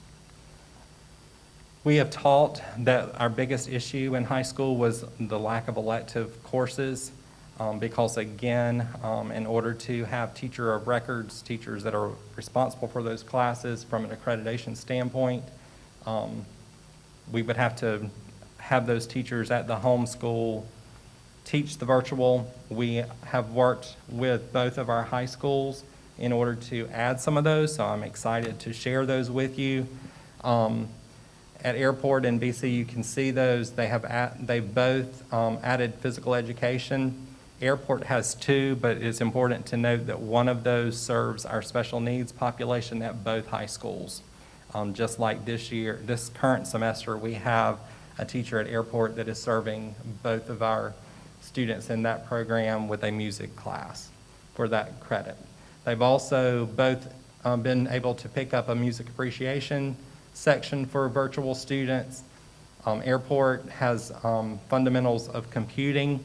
We also had that as an option for Brooklyn Casey, but they decided that they didn't feel like that they could utilize their staff to make that piece happen. At Airport and at BC, we are going to be able to offer more of our world languages, which is a positive for this coming semester as well, and you can see those. French 3 and 4 at BC, Latin 3 and 4 at Spanish 1, and then at Airport, French 2 and 3 and Spanish 1 and 2 sort of evens out over those courses for both schools. Also, we talked about this a little bit, but I did want you to know that we have suspended for our cohort days, those are our early release days, for the remainder of the school year. We did this so that we weren't pulling kids and teachers out of the classroom. We feel like at this point, we get more bang for our buck, providing them as much face time with teachers as we absolutely can. I did intentionally use the word suspending because I don't want our cohort days to go away, because we really do find a lot of value in trying to provide an opportunity for our teachers to be able to collaborate together so that they can improve instruction of our students. And so we do plan to put that program back in place next school year. The last thing that I wanted to share with you is we're getting ready to start our state and local assessments. This coming week, we will have our WIDA access starting for our English learners. That's our ESOL population. And we'll also, in high schools, have our end of course exams. I did put on here that we have changed the percentage weight this year from 20% to 10%. That was an option that was available based off of COVID. So those exams do start this coming week. And then we're in the process of completing DRA. That is a reading assessment that we do in elementary school. We do it in all grade levels, but it is one of the measures that we use in our Read to Succeed, which is where in third grade we're required to retain students if they don't pass SC reading. I think it's also important to say that our superintendent of education for the state has asked for a waiver to all of the state testing for this year. There is some local legislation, state level legislation that's in the process of being discussed as well, but I think it's important to note that currently, right now, our students will be taking tests, and even if the legislation that says the report cards, they're going to waive the rating on the report card, the scores are still going to be reported. And so I don't want anybody, teachers or anybody else, to feel like that even if we do the test, that it's not going to be critical that our students do the absolute best that they can, because it will still continue to be reported. I think it's also important, just as a matter of record for you, the State Department of Education is not really moving away from having more data to analyze on our students. Because of COVID in particular, everybody is very anxious and interested in how our kids are performing and making sure that we're not creating more gaps by the nature of having to deal with the way we're dealing with COVID. So this year, the state is paying for PowerSchool, which I said earlier was our student management system. They have paid that for the whole entire state so that they have access to all of the student records for every school in the state of South Carolina every single day. They're also rolling out a program called Rally. Rally is a dashboard that's being created for teachers so that they have one place that they can stop and look at test scores, attendance, all those kind of things. And the state is also a part of that and providing test scores and all of that to help our teachers. So I want everybody to understand everybody is absolutely critically looking at information assessment results. We're doing exactly the same thing with our common assessments, with our STAR results, all those kind of things. So just because we're talking about waiving doesn't mean that we're not looking to see where kids are struggling so we can try and help them every single way that we can. And so with that, that's all I have for you this evening. Thank you, Dr. Brooks. Okay. Dr. Brooks, this is Yep. just, I think, still been being tossed around up at the State House, and I know you are not. I don't have anything to do with that. Regard. But at some point, I felt like either earlier this year or whatnot, we did hear some discussion that as long as districts, and I know you've got some things, and I get confused, and I'm sure our new board members do too, like stars, maps, everything else, whatever the testings are. But I know y'all do assessments of kids as they come in and at the end of year and next year and all that. So is there still any talk that potentially any programs we've been doing to assess the children could be used in lieu of these statewide tests, or is that just out the window, you think? No, and that's one of the things that our state superintendent has asked for. They call those the formative assessments, and that STAR, it's DRA, it's those ongoing things we use locally. But those are absolutely still in place.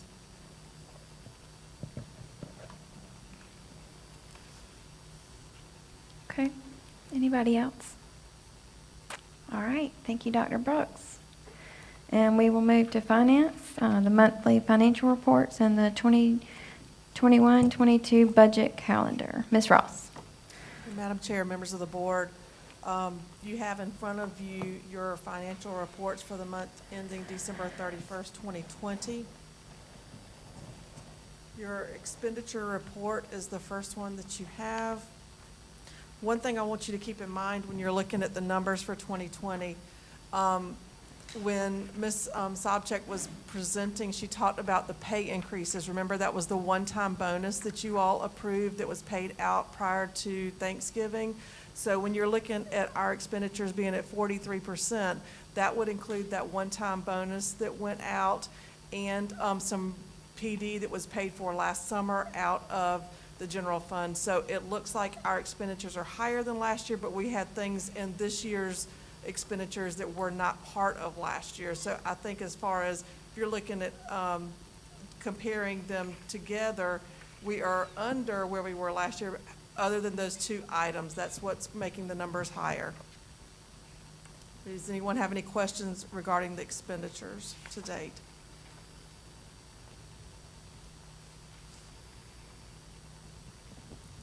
Next, I put an updated report at your place for revenues. I did that because we just received the information on the tax revenues, which were the payments made in December. We received the money about a week ago. We received a little over $6 million for current year taxes, which is excellent.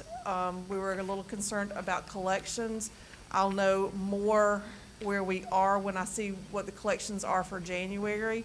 But do understand that when we received that number, that made me feel much better. It's about 9% higher than what we received the same time last year.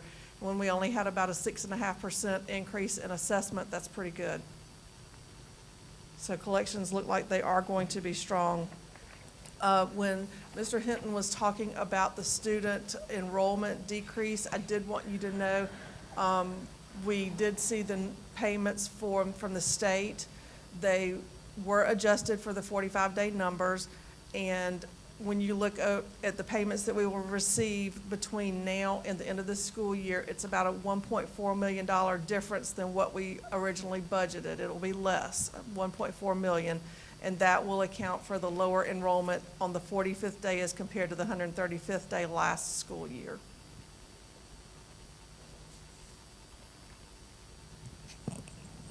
Any questions about revenues?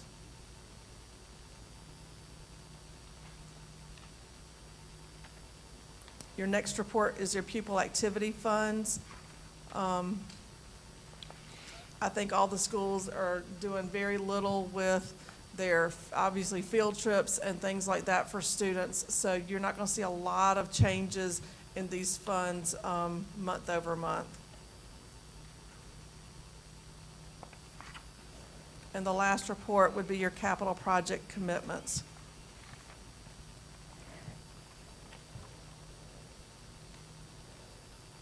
Our interest rates have not done well with our LGIP. We're not earning anywhere near what we were about a year ago. So it is definitely invested in very secure,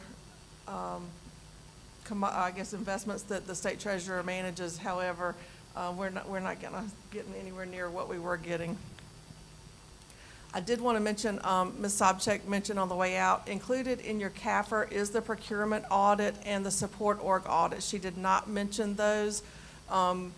You please look over those. If you all have any questions, I'm happy to answer those questions. And if you look over them the next month, we can certainly revisit that at the next board meeting. Are there any questions about the monthly reports? Madam Chair, I just wanted to say, as the husband of an auditor, to see an audit come through with 0 findings, not just one audit, but multiple audits, that is massive kudos. So publicly, massive kudos to you and your team, because that is phenomenal. Thank you. Absolutely.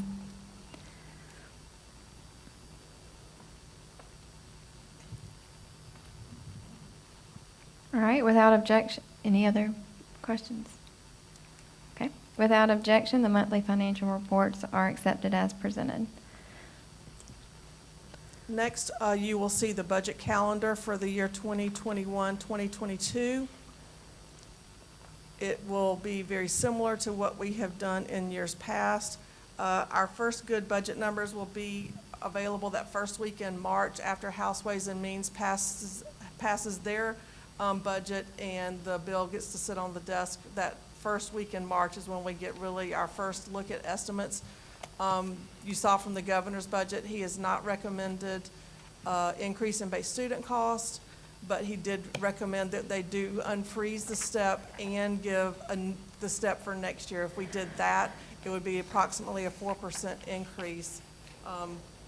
Not changing the teacher's salary schedule, but for the state level, they're not recommended a change in the salary schedule, but they would fund the step for the teachers and next year's step.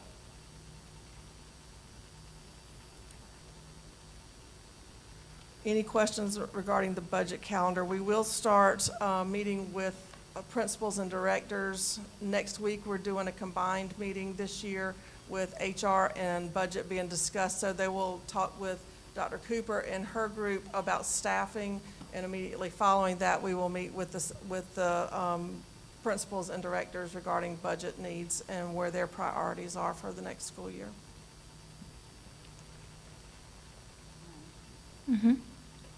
Real quick, Ms. Ross, because I know y'all always are looking ahead. but I'm just hearing a lot of stuff from the national and the state department level that it's looking like public education is going to get a little bit of money towards helping mitigate, helping get kids back to school, more of that than we've even gotten in the past. So, you know, I know that y'all are going to continue to look forward to things that we could do to make our schools safer and educational opportunities to provide things for our kids, such as summer school, that if they miss some things this year and all that. So I just want to kind of point that out, because I know y'all are already pre-planning on some of that and hoping we'll get a lot of extra dollars to help our children. Yes, ma'am. As Dr. Wade mentioned, we were notified we received $10.2 million of the ESSER II funds, and those, they have the same 12 buckets of priority that they had with the first group, but they added 3 additional buckets dealing with HVAC and air quality. We have started looking at the options for those funds. Part of it is, like you said, bringing those students back that we've lost, or getting the students that we have still in our schools up to the level where they need to be. I can tell you, I talked with Ms. Barbara Branham, who works in our 21st Century program. They have some extra funding, more than they anticipated, and so we are going to continue to offer more after-school services and tutoring to our students, even if it causes some overtime. They have the funding to do it, and our students surely need that extra tutoring. So we're doing everything we can to assist our students in their learning. Very good, thank you. All right. Thank you, Ms. Ross. We can move to item D, which is operations update. Mr. Eisenhower. Madam Chair, you have in your packet of information the operations update. And while you're looking over that, and if you have any questions, we'll be happy to answer those. I do want to thank our maintenance department. Mr. McPherson is here tonight. I don't know if you noticed when you came in this building, but and if you look around our district, you're going to see that there's been a lot of mulch put out. They continue to do things to help beautify our schools, and they've been pruning and trimming and just doing a lot of things throughout the district that a lot of people wouldn't notice unless you look. But I can promise you that the principals have noticed. They've been sending me texts and pictures, and I think they're very appreciative of what our maintenance staff has been doing to try to help their schools look better. So, Bill, I really do appreciate that. So with that, if you have any questions, I'll be happy to answer any questions you have about the operations update.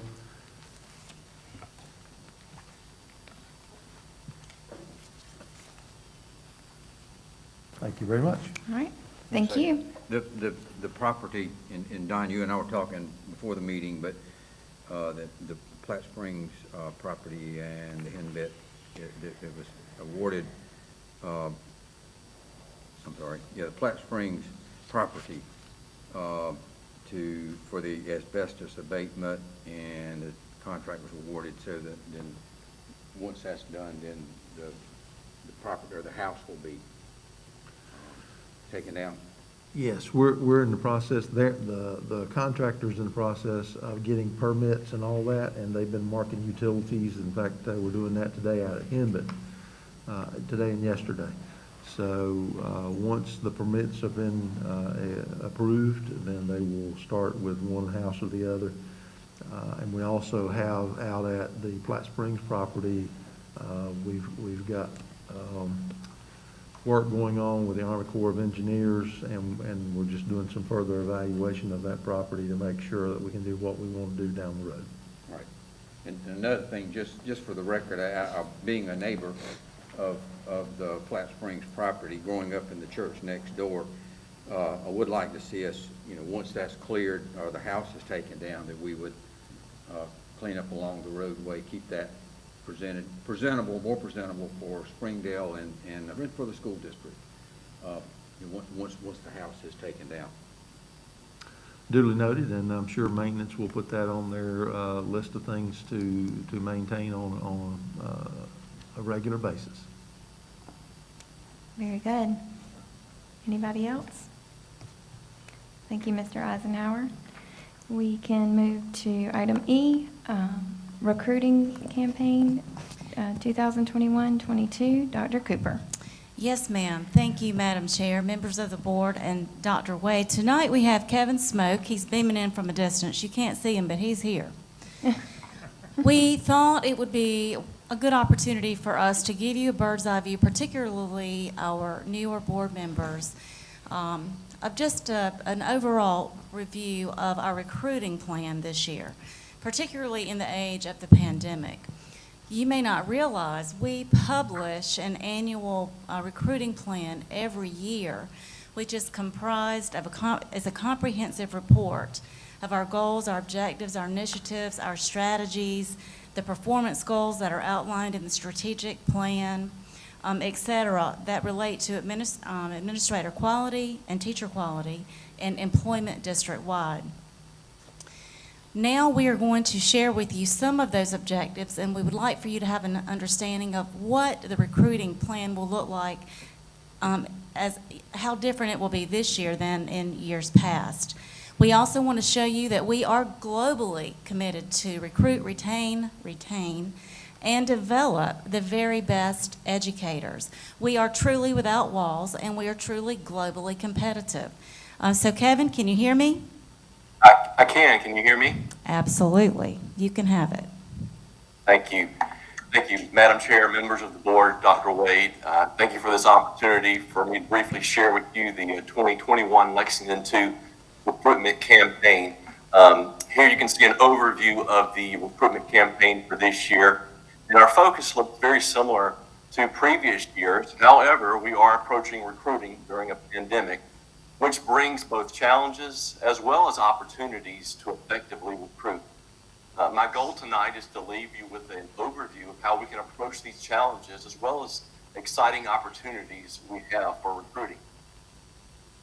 One of the things we do each year is we attend university recruitment fairs, and we've been doing this for years. But however, one of the challenges we have this year is that all of the university teacher fairs will be virtual.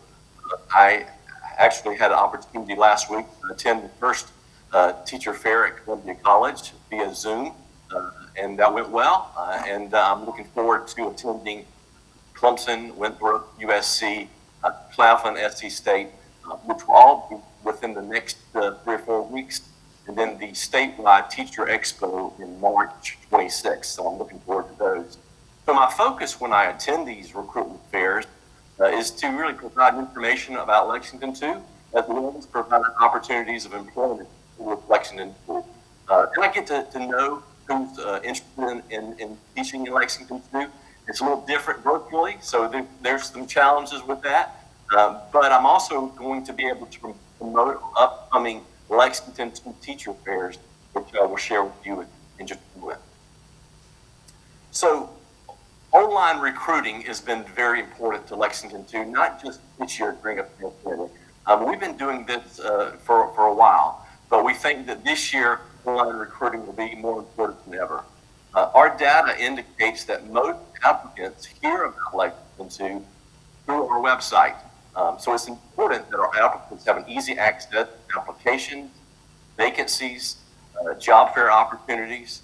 We will continue to promote district job opportunities, signing bonuses through our website, and we'll also continue to promote that through our social media platforms as well.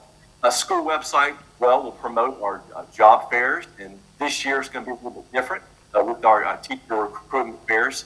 But then the last 3 bullets on the screen you see here, K-12 job spot, teacher, and top school jobs are opportunities for us to advertise nationwide. Teachers across the world can learn about job opportunities in Lexington 2. We've used these for the last 2 years, and we've seen a good amount of applicants that have heard of Lexington 2 that are moving here from out of state. So when someone was to go to one of these websites and see an opportunity for employment in Lexington 2, the advertisements, the postings, the information, it all redirects the teachers back to our Lexington 2 website and application page.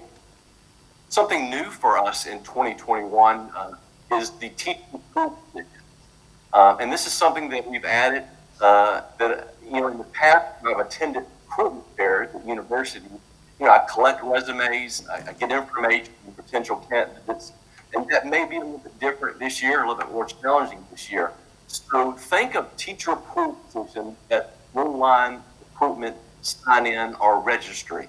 So this registry, if you will allow HR to collect a pool of qualified teachers. These are not vacancies that we're posting, but rather it's a place for teachers to submit their application to indicate interest in the teaching positions. Applicants will need, though, to update their applications for specific vacancies that, as they become available. But this gives HR an opportunity to pre-screen. All right, our Lexington Recruitment Fair. This is something that we've typically had for Saturday in February, but this year we're going to do something a little bit different, of course. So this year we want to provide multiple options. So we came up with teacher fairs at each school location. Most of the local school districts that I've seen in Columbus are only doing virtual fairs. So this would be something we have in person at each school location between February 16th and 25th, 4 to 6 p.m. So each school will provide that teacher fair in a large open space, such as a gym, cafeteria.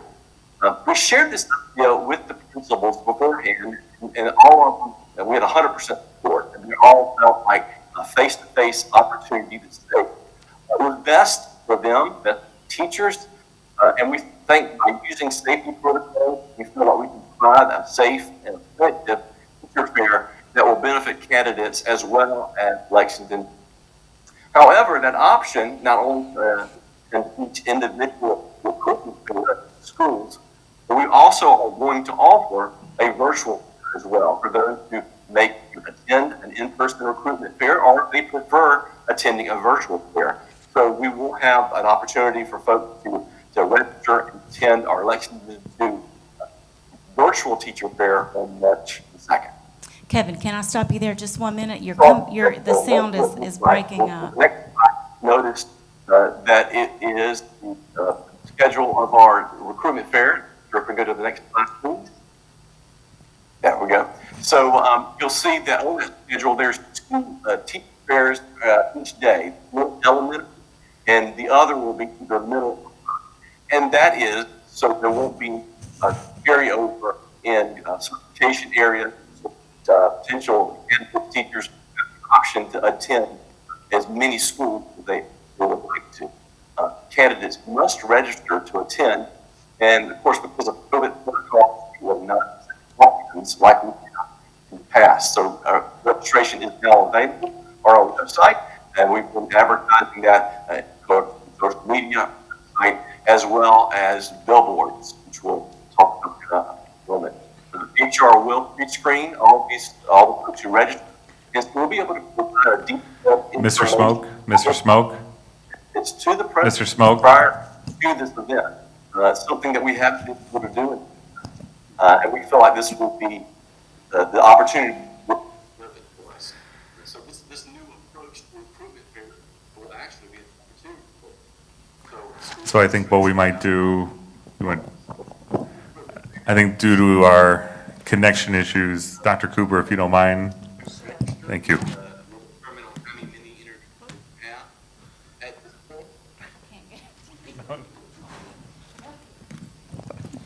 I'm sorry about that. We'll plan to bring this presentation back to you. Kevin, you're doing a great job. It's just that we're having a difficult time understanding you, and I know you can't hear me.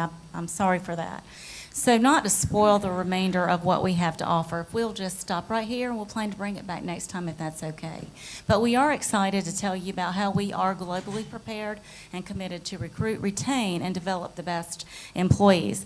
Before I pass it to Dr. Wade, we are known for applying our own data.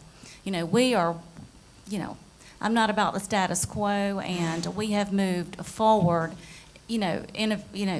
great strides in innovation. In fact, we are the district that brought the applicant package to South Carolina and developed it for the infrastructure that we had. Yes, it was a software, but the software wasn't designed for what it was stripped down, created, and we created interfaces to do. But in doing so, one of the things that we will end with, and I'll just put this caveat out there, you know, our research, our local research, our state research, our national research, and even our international research says, as it regards to holding on to our teachers and our employees, that robust, multi-year, strong, defined mentoring programs make the difference. And research also says that very, very rarely is it ever funded. We are researching ways to utilize some of our title funds to support this initiative, and we look forward to bringing you some more information with that. Whereas we think we would like to apply our data and see if that holds true to Lexington School District too. Dr. Wade.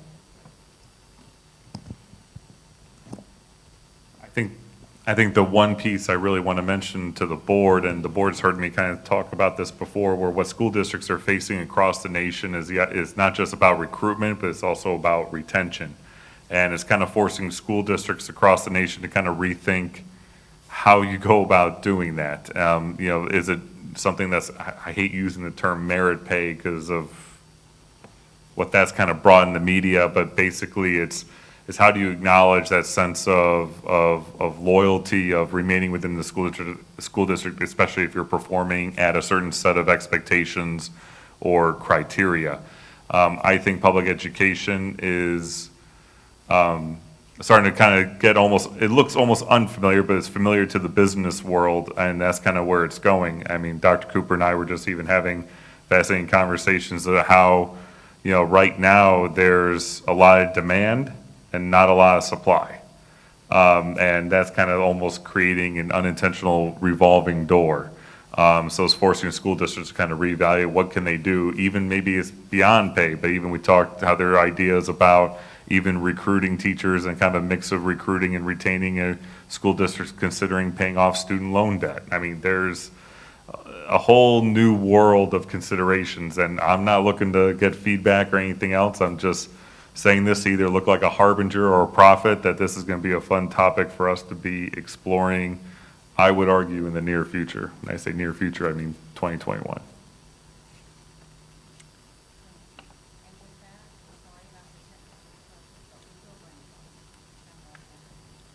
Thank you. Thank you very much. And for the most part, you know, we were able to hear that. It was just right at the end. So, all right, very good. Anything for Dr. Cooper? Okay. Now it is time for executive session. So thank you all for being with us tonight. I believe Ms. Branham has the motion. Thank you, Madam Chairman. I now make a motion that the Board of Trustees enter closed session for the following: consideration of personnel appointments and resignations, consideration of a student expulsion appeal, discussion of property matters, and discussion of contractual matters. Okay, we have a motion by Ms. Branham. Do we have a second? Second by Ms. Wooten. Without objection, we will move to executive session.